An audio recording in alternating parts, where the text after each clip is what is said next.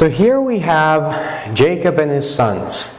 Jacob being the last of the three great patriarchs.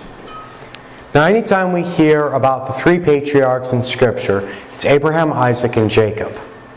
Now, the reason that ends with Jacob, we're about to see throughout this passage. It could have continued on as a lineage on forward.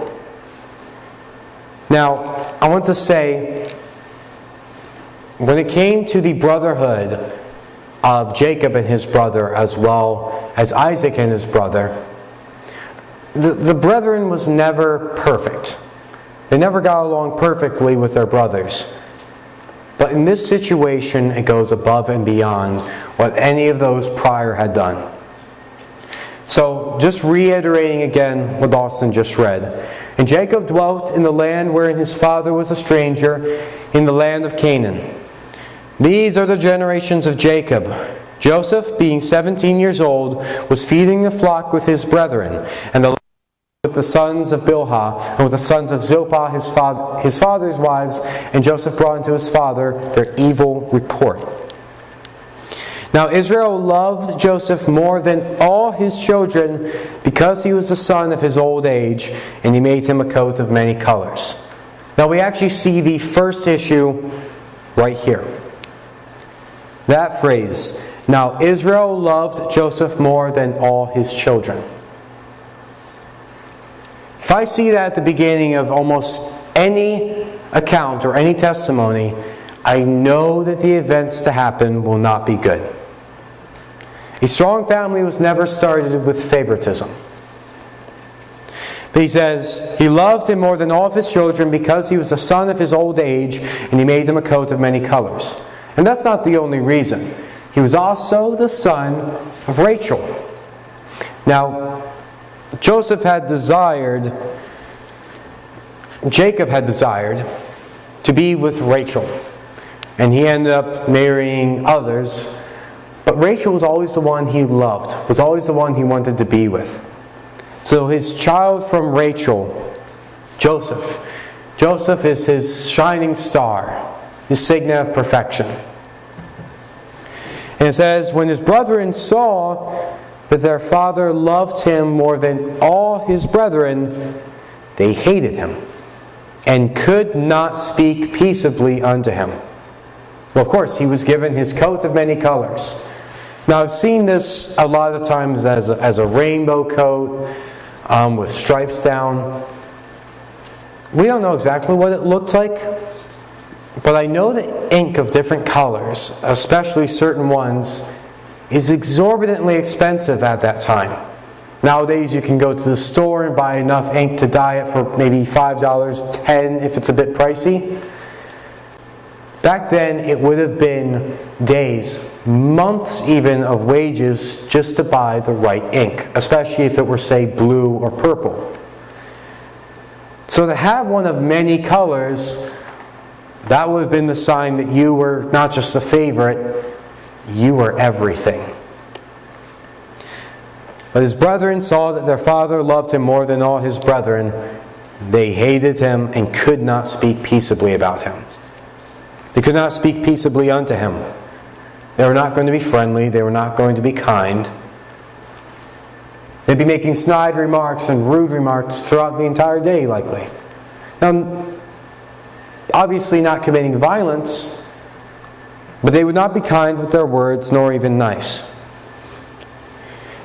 And it says, and Joseph dreamed a dream, and he told it his brethren, and they hated him yet the more. Now, what dream could he have told to which that they would hate him even more? Here's the dream. And he said to them, hear, I pray you, this dream which I have dreamed. For behold, we were binding sheaves in the field, and lo, my sheaf arose, and also stood upright. And behold, your sheaves stood round about, and made obeisance to my sheaf. And his brethren said to him, shalt thou indeed reign over us? Or shalt thou indeed have dominion over us? And they hated him yet the more for his dreams and for his words. And he dreamed yet another dream. and told it to his brethren, and said, Behold, I have dreamed a dream more, and behold, the sun and the moon and the 11 stars made obeisance to me. And he told it to his father and his brethren, and his father rebuked him, and said unto him, What is this dream that thou hast dreamed? Shall I and thy mother and thy brethren indeed come to bow down ourselves to thee on the earth? And his brethren envied him, but his father observed the same. Now, this is a quick change. Before I go into the events that transpire, I want to cover Joseph. Looking back when I was a child, I viewed Joseph as the perfect son. And then here, God clearly had some favor. But I don't want to sound foolish and say that Joseph was being kind right here. He had a dream and he had a message, but I don't imagine he had much care for if he was instigating something or if he was irritating them. I feel he could have delivered things differently, but it does say that his father observed what he said. See, he didn't just hate it. He did rebuke him initially, saying, Are you saying that me and your mother are going to bow down to you? But he did listen. And that was the difference between the father and his brethren.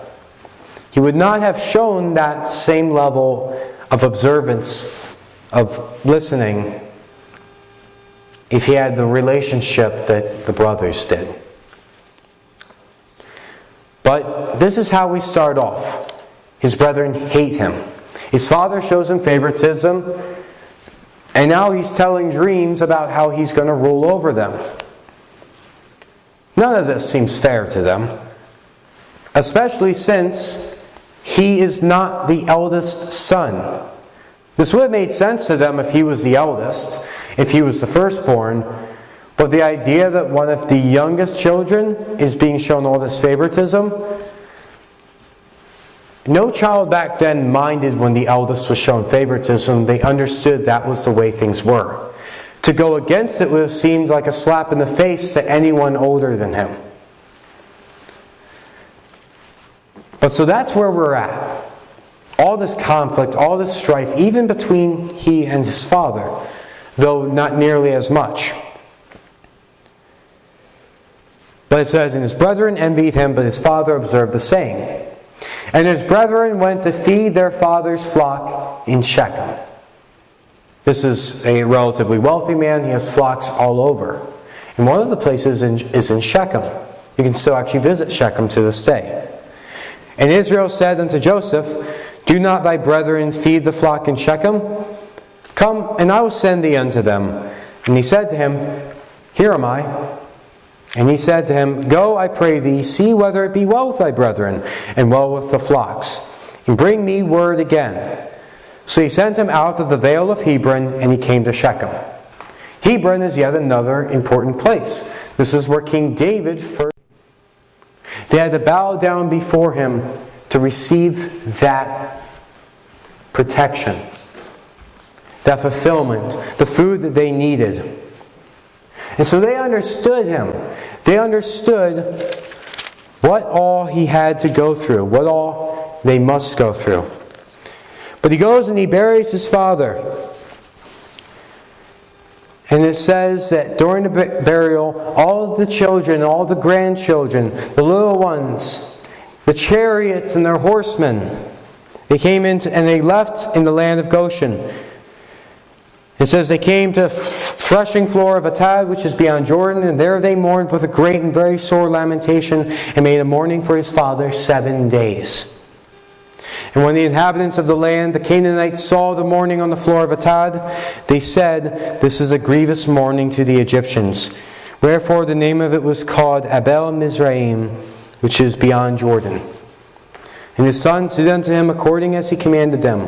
For his sons carried him into the land of Canaan, buried him in the cave of the field of Machpelah, which Abraham bought with a field for a possession of a burying place of Ephron the Hittite before Mamre.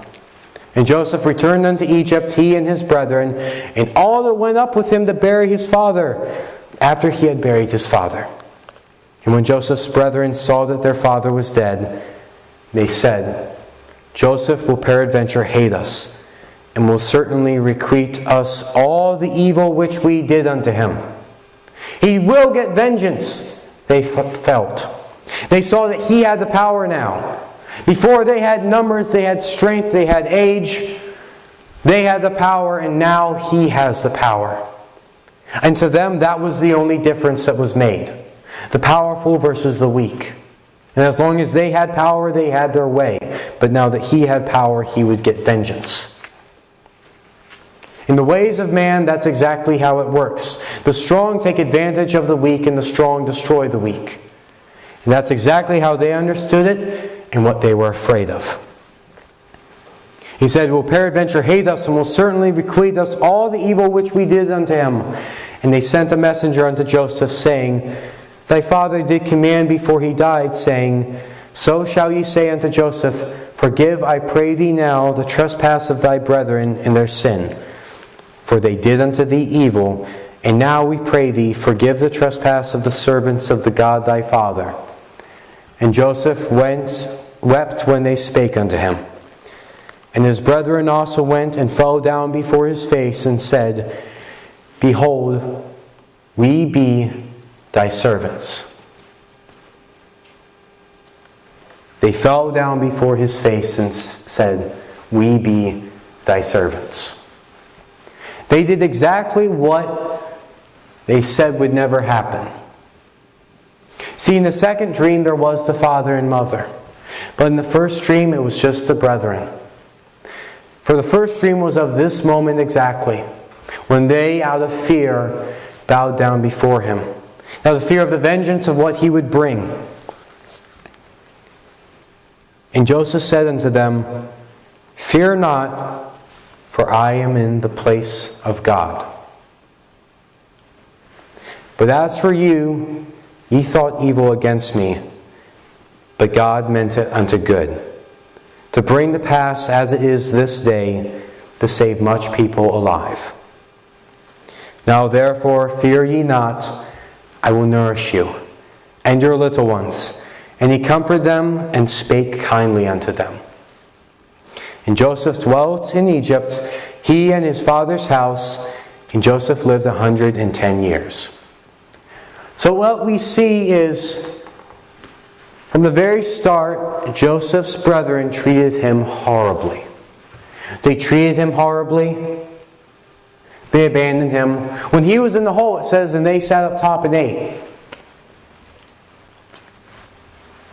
They were essentially rubbing it in his face that he was down there and he would starve. They abandoned him, they hated him, they spoke evilly of him. They did not care for him, they did not want him to live, they didn't want him to prosper, they didn't want him around. They wanted to take everything that he had that made him special in their eyes. And what did he do in return?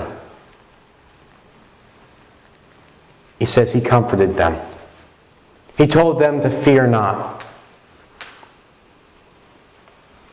What they did to him, he did not return to them.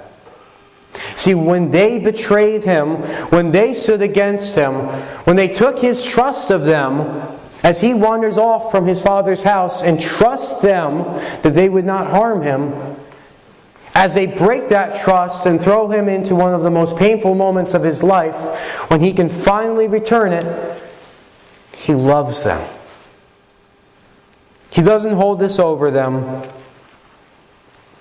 weeps for them. He comforts them. He says, Fear ye not, I will nourish you. And not just them, their children. He would care for them and for their children. And he comforted them, and he spake kindly unto them. He didn't even say, I'm taking care of you even though you did this horrible thing. He spoke kindly. He spoke with compassion. He spoke out of love. And in this, he fulfilled the Lord's will. The Lord's will was not for him to enact his own vengeance or to show his own power or his own strength. But in times of betrayal, he was able to set an example for them that lasted for generations beyond. There was a reason that Moses and all of those people knew the name of the Lord. Even though they were in despair, they knew who God was because of Joseph's example. His brethren remembered the name. His brethren knew who God was. Because any man outside of God would have taken that opportunity for vengeance. But because Joseph trusted in the Lord, he took it as an opportunity to show them love, to show them compassion, to care for them in the way that they did not care for him. And most of all, he made it possible for salvation to reach us. He said that it saved many people, and whether he knew it or not, it was because of his compassion that he had on Judah. Among the many brothers, Judah of them all who sold him to Egypt, his compassion on Judah let that line continue. And it went to King David, and it went all the way down to Christ. Because of his compassion and his willingness to put others before himself, we all can have hope this day. But if any of you do not have that hope, if any of you do not have that compassion, if any of you do not have that salvation, or even if any of you have a bitterness, something within you that you cannot let go, perhaps someone has betrayed you, perhaps someone has done you wrong, perhaps someone has done unfairly. And that bitterness is hard to let go. I imagine it was hard for Joseph to let go. But if you have that bitterness, if you have anything in your heart that you want to let go, that you want to set free so that you can have that life that God has for you, to break free from that bondage, whatever you need, anything at all that you want prayer for, anything you'd like to bring forward to God, whatever you need, we invite you to come as we sing. The altar's open. And if any of you have any questions of salvation or have any problems, if you have any unrelenting bitterness, something in your heart that you want to let go, or if you don't know that you have Christ, if any of you have any needs, feel free to call me or text me at 717-818-2057. We're always available and Christ is there for you.